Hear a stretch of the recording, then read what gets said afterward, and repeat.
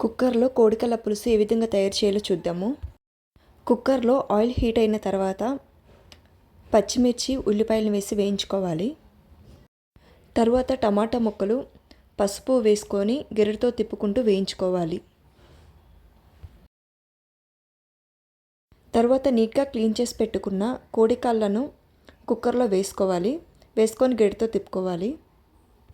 తరువాత సరిపడా కారం ఉప్పు వేసుకొని కోడికాళ్ళను ఉడికించుకోవాలి.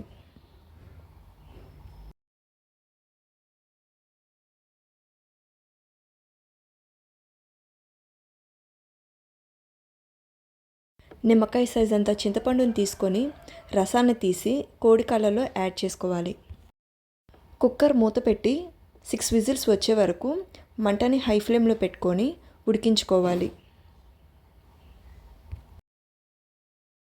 6 విజిల్స్ వచ్చిన తర్వాత కొత్తిమీర గరం మసాలా యాడ్ చేసుకుంటే కోడికాళ్ళ పులుసు అయితే రెడీ అయిపోతుంది. ఈ కోడికాళ్ళ పులుసు అన్నంలోకి చపాతీలోకి అయితే చాలా టేస్టీగా సూపర్గా ఉంటుంది. ఈ వీడియో నచ్చినట్టయితే సబ్స్క్రైబ్ చేయండి. Thank you.